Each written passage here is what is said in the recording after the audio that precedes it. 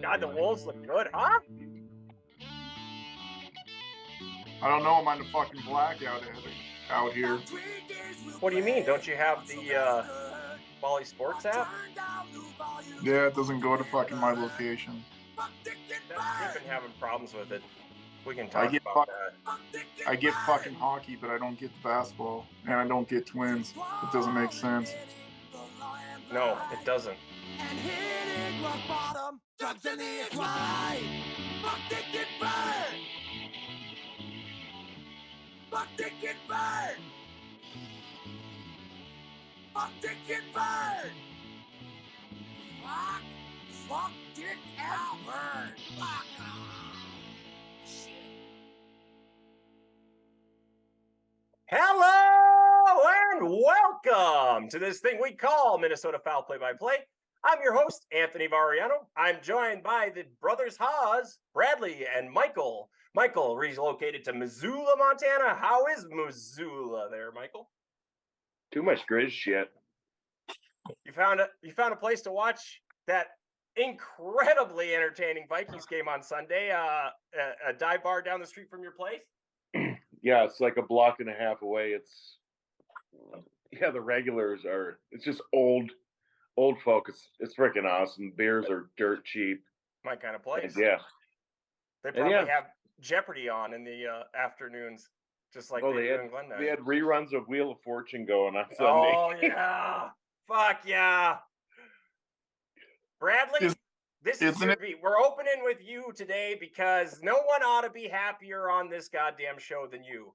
You have been the one that's been telling us that, no, we're too good to tank. It's too early. We're going to be great. We're going to win 10 games, blah, blah, blah. Okay, well, fucking take your victory lap. Hey, we're close. The funny thing that you said, too, is how you said the comment about what an entertaining game yesterday. I believe it was like 4 minutes and 15 seconds into the game after we lost our backup quarterback. Right, you're like, we got to watch this shit for 7 more weeks after Dobbs fumbled his first time touching the ball. And then it turned in good. I mean, to me, it's exciting. You know, I'm really hurt that Hall is out. I don't know how long. Well, he'll be in concussion protocol until he's not. But I mean, you're right. They definitely had a game plan in place to let him succeed. It was a lot of short passes and quick passes. And you said the first 3 plays, you knew like it's not going to be very nice. And then he got in a little bit of rhythm, hit Madison on that deep pass. I like how he was rolling out. You can't just throw him at everything. And I'm sitting there, I'm ready to text you guys, first NFL touchdown, and he almost got killed.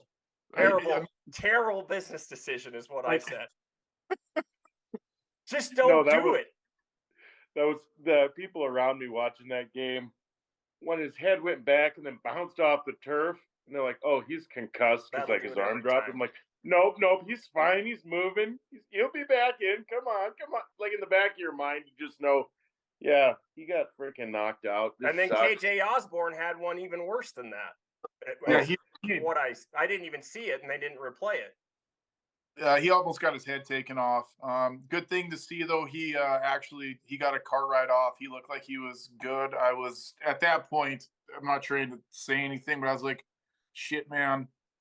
Brandon Powell, Jackson. I'm thinking about that hairy guy. I'm like, oh my God, he's not going to have anybody to throw to. Like we're fucked. Back in there. They didn't just overcome losing the backup quarterback.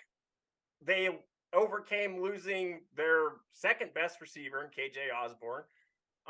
They overcame Cam Akers was lost in that game for the season with an Achilles tear.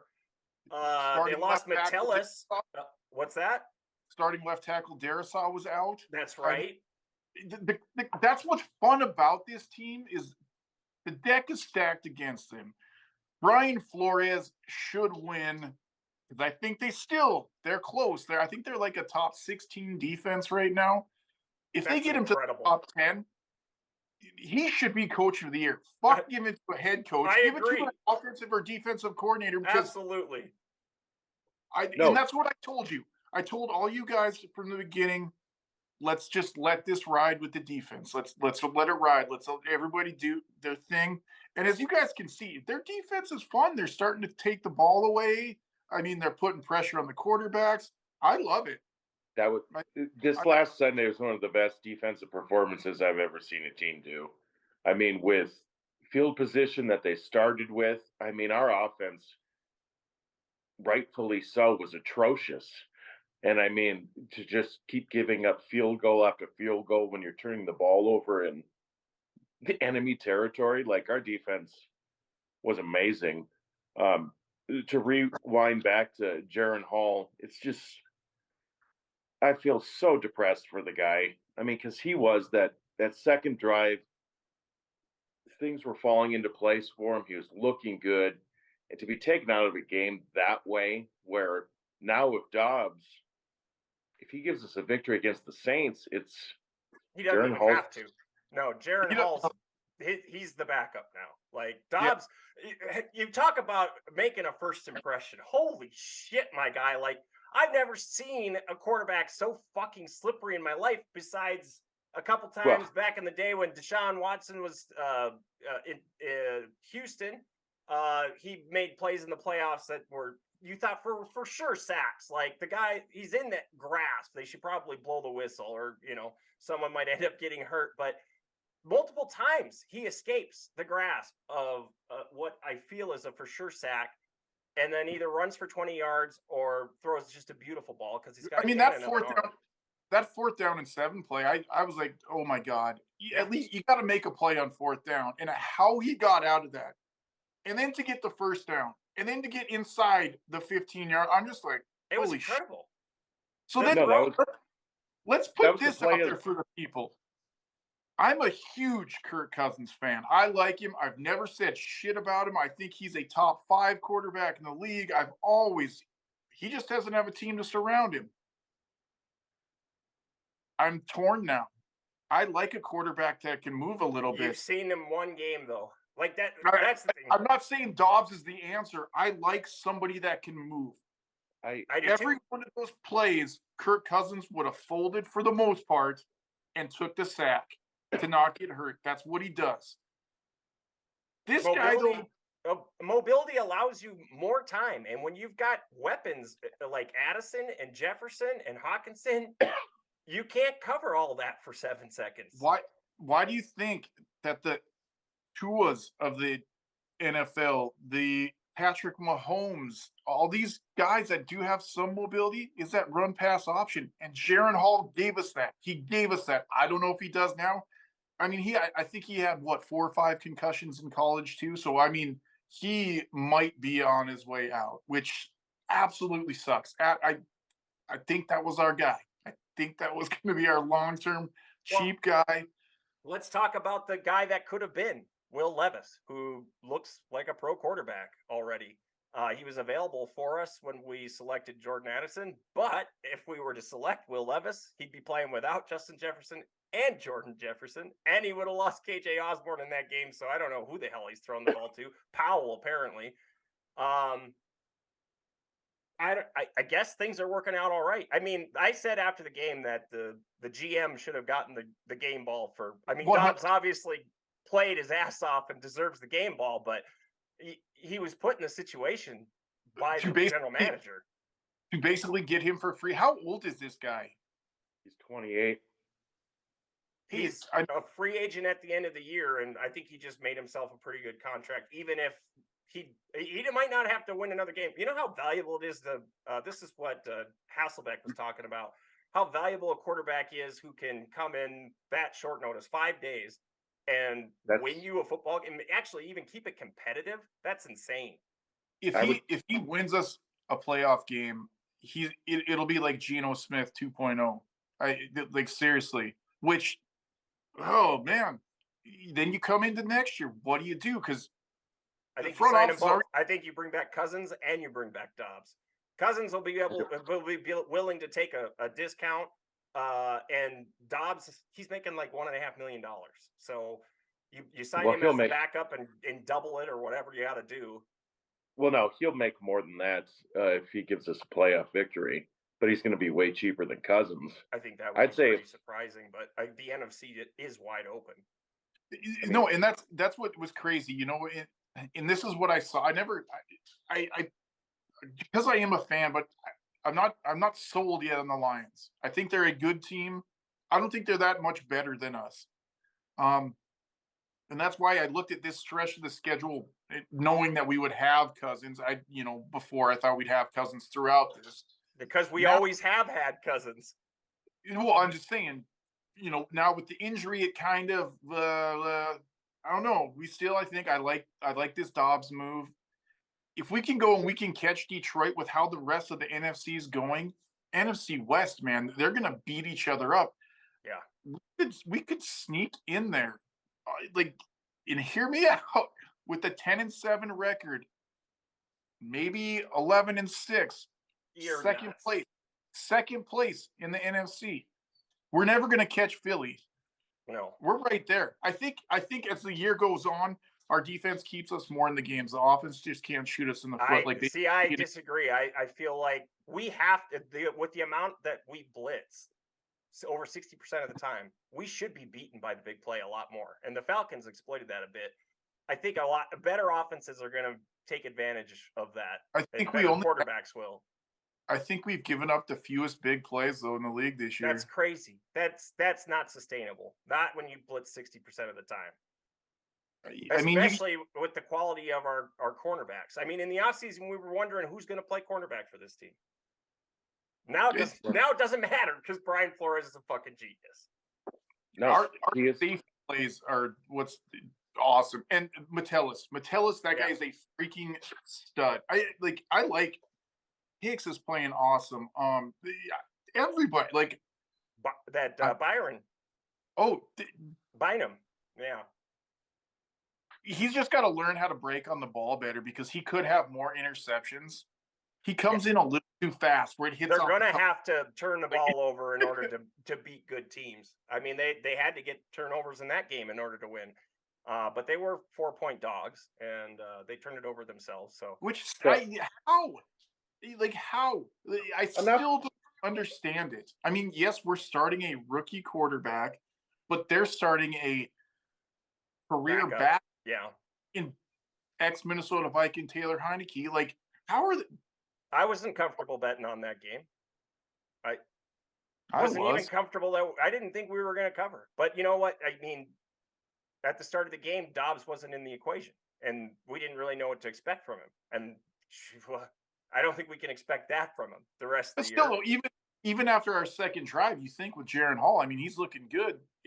I think as the game progresses, he's going to get. Anybody's going to look all right when you're surrounded by that many weapons. It's just that's the case. Well, then what do we do in our running back room though? Because Cam Akers actually started to look like a decent running back with our offense. That sucks to lose him. I'm sorry. I was really high on Madison in the beginning of the year. I do not like it when he's in the game. I don't. Yeah, I think the whole game plan changes now. It's all RPO stuff. We can get Chandler in there. Dobbs was the leading rusher of the game, not just for the team, of the game. So I mean, we do the RPOs. We either give it to the running back, or we quick throw, or the quarterback takes it. And you guys are talking about an inability to run the ball. We were the 5th highest rushing yardage team of the week. 5th. So 5th best team at running the ball because our quarterback broke off 4 for 20. Yeah. That's the answer to our running back room. The quarterback. It should have been a long time ago. No, but I understand how you guys are hopeful. I just remember watching those first 2 drives when Hall was still in the game, where you're wasting first and second downs, where your running back's getting hit before he even gets to the line of scrimmage. So, Jaron Hall can run too. So, I don't know why those drives didn't look better. I mean, the second one looked all right, but we still waste so many first and second downs, and it's getting 0 yardage. You got to get him from under center. You can't have him under center. Mm-hmm. If you watch the Miami Dolphins, very rarely are they under center. I mean, they have blazing fast runners. They don't juke a lot. They're faster than shit. Yeah. You got to start doing that. But Tua's a threat to run. Tua's also, I think he has the quickest throw times in the NFL now, under 2 seconds. So we start doing this RPO stuff, running game's going to take off. We can't run the ball under center. We can't do it.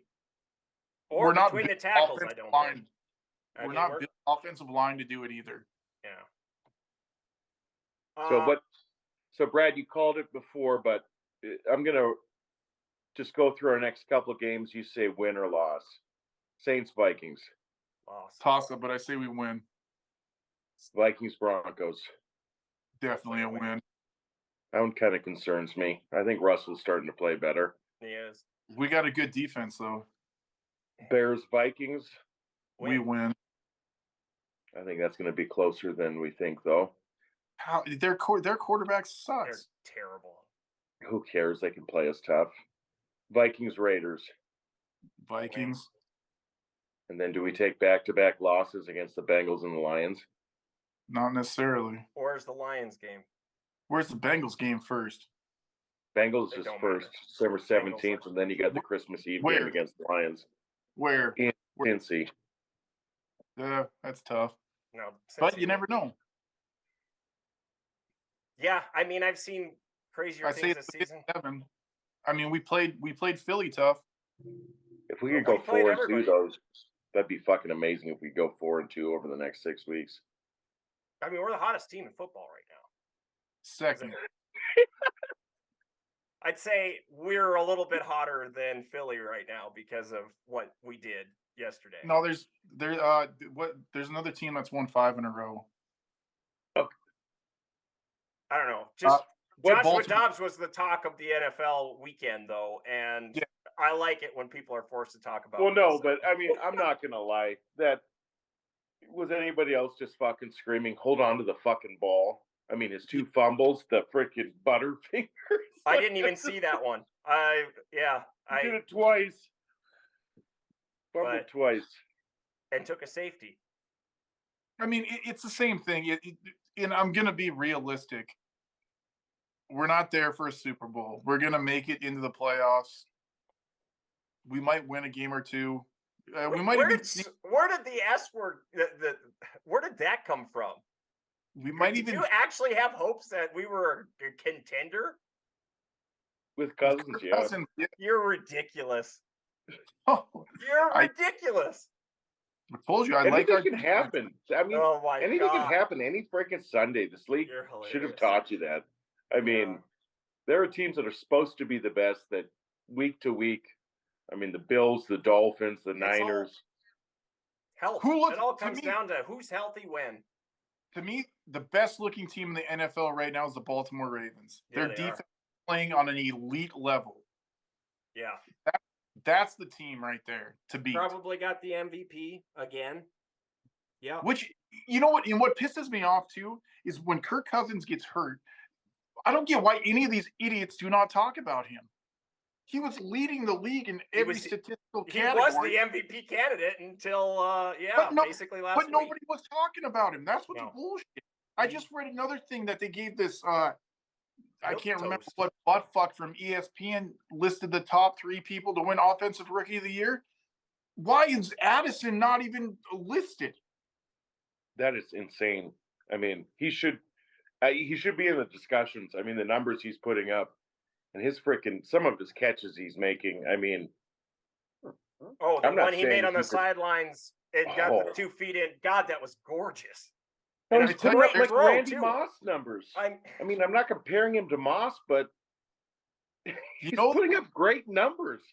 There's a thing about they just ignore Minnesota because it's Minnesota. Like there's a thing that I say too.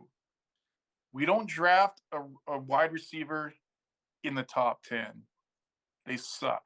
I can name you all the wide receivers we drafted in the top 10, and they're shit. The biggest one that comes to mind at number 6, Troy Williamson.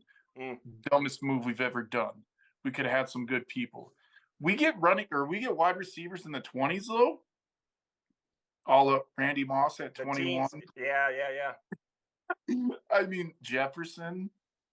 Addison, all these guys that they overlook. Like, that's where we do it. I mean, God, go back to Hall. That's a 5th-round quarterback. Those are the stories you hear of, man. These quarterbacks getting drafted later, coming to have a good career. Maybe he'll bounce back. Won't have so many more concussions. I don't know. I think the future's bright for us now. I really do. That's really wild to think about. 2 weeks ago, the season was over, and this week we're on top of the world. I mean, it's not on top of the world. It was 2 weeks ago, we were looking at, finally we can see if a rookie quarterback is, if it's our dude, it's going to free up money, whatnot. I was really excited about that. And now it's like, well, I guess we got this 20-year-old Dobbs. Let's see what he can do. I mean, it's not like he was a bum in Arizona. He was playing some pretty damn good football. No, he's also very smart. Aerospace engineers. If Dobbs excels with the talent around him in Minnesota, I would give him a 4-year deal. Why not? Let him be. The other thing we have to think about real quick, Justin Jefferson, I don't think we bring him back next week. Possibly, maybe week 11. I mean, we see what happens. If we win the Saints game, awesome. If we lose, maybe then we bring him back week 11. Now our offense. If he doesn't play, they lose the Saints game. The Saints are leading the league in interceptions and pass defenders. So you got to have your best receivers on the field against those guys because they're terrific. Bears put up points. You can run the ball against them, though. I mean, that's the thing. Everybody else can run the ball against them. Can we? I don't know. Dobbs might go for 150. He'll have to. Saints are only 2.5 favorites. That's narrowed. They were bigger favorites, I think. They were like 4 That's point the favorites. Dobbs effect, baby. Right? Again, top of the football world. I love it when people are forced to talk about Minnesota. Well, no, and they fucking just eked out a win against the Bears. Give me a fucking break. The Timberwolves are taking it to Boston. Nobody at the beginning of the year was talking about the Vikings that, if they didn't turn the ball over 6 times a fucking game, maybe they wouldn't have lost their first 4 games. I mean, they were all single point losses. 4 turnovers to 0. You should lose all those games by probably 10 plus points. Nothing that comes out of Minnesota ever gets the respect they deserve. True that. That's absolute fact. All right, well, we gotta talk about 3 other sports here. So let's move on to another Minnesota sports team that exceeded expectations last week. The Minnesota Wild came back to beat the Metro Division leading Rangers in a shootout after Philip Gustafson allowed 3 goals on the first 4 shots faced. Gustafson was replaced by Marc-Andrew Fleury, who made a miraculous save in a shootout to get them to win. They're starting to look like the Wild of old, except for they're letting a lot more pucks through on net and not blocking as many because Jared Spurgeon is week to week with an upper body injury and has been out since October 6th. And it shows. And Gustafson, I don't think that giving him the money was the wrong idea at this point. I think he'll rebound just fine once we get Spurgeon back and, there's more bodies between, him and the shooters of the pucks. It's just, I don't think he moves laterally quick enough to recover. You nailed it. He looked amazing. He looked amazing opening night. Yeah. I'll say some of it was luck. The puck didn't trickle the right way, know. That's the game, man. That is the game. The money puck thing is a real thing for us too. Like, we've been shooting at fucking posts like crazy. I mean, and we hit like 2 or 3 posts in every game, it seems. It's incredible. And we're getting a lot of shots. I was looking at the I got some advanced analytics here. This is why Fleury needs to be in net. Let's see. We have the 3rd worst save percentage on unblocked shots at negative 1.7%. That's the expected save percentage. So we need to stop more of those. And apparently Gustafson just wasn't doing so. So, I mean, you got to move forward with Fleury. That's why you have a great, two good goaltenders and a veteran like Fleury is when this stuff happens. I mean, they're still going to have to score 4 or 5 goals a game in order to win because Fleury's, he's not a below 3 goals allowed a game guy anymore. But safest bet in hockey right now is to always bet the over in Minnesota Wild games. The over in Minnesota Wild games and the Vegas Golden Knights to win by 2 on any day that they didn't play the day before. Because I did that. I broke my one rule. My one hockey rule is to never fucking bet on teams that played the day before to win by 2. And I did it with Vegas because they were 12-0-1. They were on the verge of the best start in the history of the NHL. But I got some trivia for you real quick. Oh, shit. Did you know? Out of the 4 major sports teams, which team mascot is the only one with 13 letters in their name? Oh, I'm not going to know this. I don't know any of the mascot names. I'm talking about just, like the Bears or... You're going to have to tell us. Are you talking just Minnesota or... Golden Knights. You just talked about them. Okay. Count them out. I thought you meant the actual mascot itself. Oh fuck! Who knows those names? I don't. That's what I was saying. Is I don't know the names of all the mascots. What are you, crazy? I know the Colts TC mascot can play. Oh yeah. The Colts mascot can play some football though. You guys see that video of the mascots versus the little kids that they do? Where he just Oh God, he lights up these little kids. It's so hilarious. Oh God, that's good stuff. Good, clean fun. But yeah, I mean the Wild, they're second to last right now, but that division is not out of reach. We're 5 games back of the first place team, so it's just we're lucky we're not in the Pacific because the Knights are going to run away with that thing, and they even with injuries, I think they're going to run away with that thing. I mean, at the end of the day, we'll be there. We'll get the wild card. I think we'll get into the playoffs. It's just we got to do something. I don't know. Maybe Minnesota busted that. The Twins did. Maybe it goes to the Wild.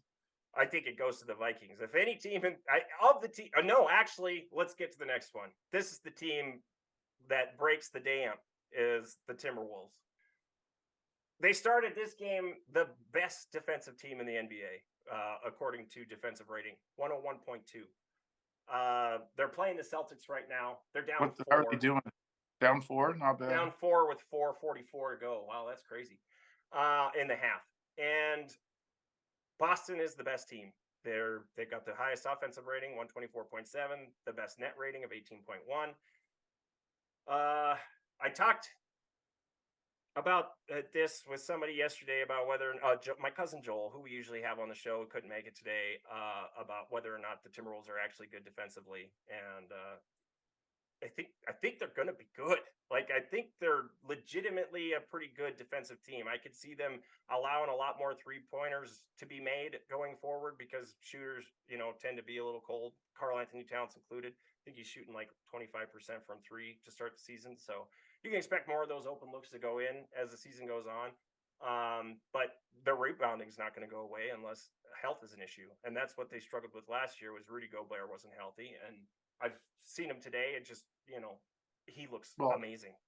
And in the playoffs, we lost Jaden McDaniels. I mean, like our best perimeter defender. Yeah. We played the Nuggets the toughest out of any team there. And we will forever. And this construction, the lineup construction will give the Nuggets problems forever. And that's huge. Like if you can beat the best team, you got a theoretical chance of winning the whole thing. Mike, you want to talk about the Timberwolves at all? I don't really watch much basketball. You guys know that. I've been enjoying watching them play actually for the first time. 10-minute warning. Since Jimmy Butler. So this in-season tournament, so tonight's game doesn't count towards the in-season tournament. Like I don't get what the deal is with this. Is this the NBA's ploy to? I think they play them on Tuesdays and Thursdays. Yeah, it's just it's exactly that. Yeah. For no load management. I mean, it's trying to get us to watch games that don't matter by making them sound like they matter. I think. Yeah. And it gives teams like the Wizards something to play for in the middle of the season. What's the prize pool though for these clowns? I think it's $1 million that's split amongst the team.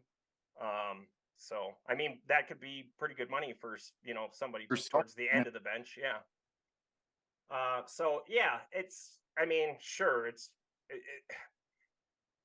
I think the WNBA did this in the Commissioner's Cup, and actually it turned out great because you got one extra game between the Aces and the Liberty, and that was fantastic because it created suspense for the eventual final, because the Liberty had won twice against the Aces, although that didn't count in the regular season record. So let's do something fucking crazy then. Instead of give incentive instead of the $1 million, because just all the good players, $1 million split amongst a shit ton, getting 60,000. They don't give a shit about that. Mm-hmm. Put it this way: you either are guaranteed you're in the playoffs, or you're guaranteed the first pick in the NBA lottery. You want to talk about that? Stakes? Would be fun. Yeah. You want to talk about stakes? Then you're going to have the best teams wanting to play. But what if you're one of the best teams that wins and says, "I want the first pick. I'm going to make the playoffs"? Well, no, you make it one or the other. Make it one or the other. It's like in fantasy football. So you don't tank. You have a fantasy football freaking playoffs, and the winner of that then gets the first overall pick. It's an intriguing idea. Seriously, so you could think about it. The Denver Nuggets decide, hey, we want to go play this goddamn tournament, and we get the number one pick. I don't think the good teams are going to have their stars sit though in these tournaments. I bet they do. We're going to find out together. But it seems like it's happening less so since the rule change. So it's still happening, but it's happening less. So that's good. That's the thing is I hated about this. This is why I didn't renew my Timberwolves package, is because you'd show up to go see the other team, right? Because they're the fucking Timberwolves. And, Russell Westbrook is sitting out today, and you're just like, well, shit. And then Minnesota's also a team where guys tend to sit out. Like Jimmy Butler didn't play for the Heat against the Wolves in the third game of the season or whatever, which we won. Fans were awesome. Where's Jimmy? Yeah. Okay, let's get on to Mike's beat because he hasn't said a goddamn word this whole show. All right, so should the Twins target this offseason? The Twins' payroll is projected to be around $120 million next year. Shohei Ohtani is a free agent, could be available as a free agent next year, could be available as a free agent the following year. So I'm off the Ohtani train. I've been the biggest proponent for let's give him the moon right now, like yesterday, but let's wait until 2025 and just kind of spend a little bit of money. And my guy is. Well, you gave up on your pipe dream. No, I'm pushing it down the road. Just once until 2025. Once he listed his three teams of the Rangers, the Giants, and the Dodgers, it's. Oh, I didn't hear that. So my guy's Tommy Pham, the guy who slaps people over fantasy football, but apparently isn't a clubhouse problem because he was just in the World Series. He's a professional hitter who produced in the playoffs. Doesn't strike out much. He is 36, but he plays above average left field. Despite that, he only made $6 million last year. Posted an OPS plus of 111 in 129 games. So that's my guy. Mike, your thoughts? I really wouldn't. I wouldn't be disappointed if we got Tommy Pham. It had, I would say, at a lot of points of this season, a much needed bat in our lineup. There are rumors. I think I saw an MLB trade rumors.com. There's a post that the Twins were interested in Kevin Kiermaier, just because we're going to need because of Bucks, and we need to have Taylor won't be back. I see. Yeah, we need to have at least two center fielders that can start. Because Max Kepler refuses to fucking play center field. God damn. Well, he's not. We exercised his option. I know, but he's an adequate center field replacement. No, I understand. I don't think he'll be on the team come opening day roster. I think both him and Polanco will likely get traded. Huh? And I don't really think we need to make a big splash in position players. I think we've got a lot to work with going forward. I'd like to see us get a freaking another arm, spend on like a number 2. And there's a lot of good. Try to retain Sonny Gray. Well, they extended qualifying offer to him. It's up to him now whether or not to accept that. He's in one of those weird predicaments because I mean, I think that's going to be like 20 to 22 million, somewhere in that range. Where, I mean, he should get a contract like a 3-year contract for like 65 to 70 million dollars. I hope he would. He had a great year. Best year of his career, I'm pretty sure. I mean, if he had offensive help, he would have been a Cy Young candidate. Yeah. No, and that's the thing. There's other pitchers out there. I mean, you got Aaron Nola, like Snell. I can't pronounce Yamamoto's first name. I think you got it. Oh. Well, no, that's his last name. Yoshinobu Yamamoto. Yamamoto's easy to pronounce. Good attempt. Jordan Montgomery, Eduardo Rodriguez. I mean, I'd like to see a left-handed pitcher, but it doesn't really matter anymore. That's where I want to see him make a splash, is get another starter that could be a number 2. And then Joe Ryan can fit into that 3 slot. I mean, there was parts of the season where he didn't look Joe Ryan-esque. And then also spend some money on a good reliever to add to our bullpen, and then let the young boys start playing. I mean, Austin Martin's getting to the point where they need to either start playing him or they're going to lose him. He can play center field. He can play everywhere. There you go. Quick as shit. I mean, give us some stolen bases, and then corner outfield. We got that up the ass. So, I mean, so much of it. First base is going to be intriguing, though. I mean, they'll do a rotation there, a platoon there. Kirilloff needs to stay healthy and just hit like we know he can, and then we're fine. But I was impressed, Julian, man. Like, did you guys think he would do what he did this year? That's the guy I think is going to move to first. I mean, that guy put the ball in play, steal bases. Well, that's why they were willing to lose Arias, is because they think Julian is basically as good as Arias with the bat. So I agree with Mike. I don't think we need to make a splash, now that Ohtani can't pitch. Yeah. Let's roll. Let's roll with our offensive players. Maybe add a few minor pieces. Like the Pham thing would be good. Get Gallo the fuck out of there. Like, I like that move. Go get some pitching. Go get pitching. And all right. Yeah, the last little thing on the Twins. I mean, The Athletic had a great article on the future of the Twins, going player by player, like who holds most value for the organization based off money and years of control.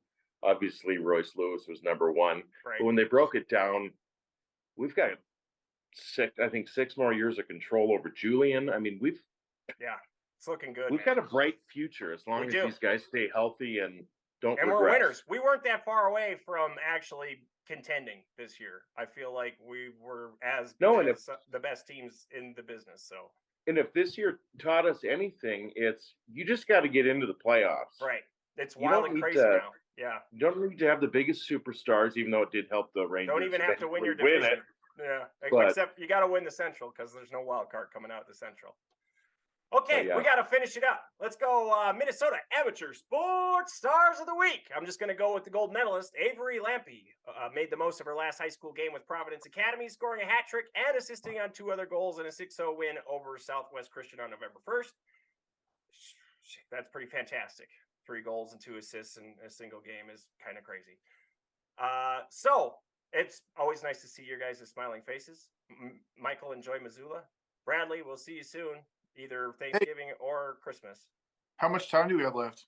No time. It's nice that all Minnesota sports are doing well. Yeah. Let's see if that's the case when we meet up next week. Or whenever that is. Love you. Bye. All right, later.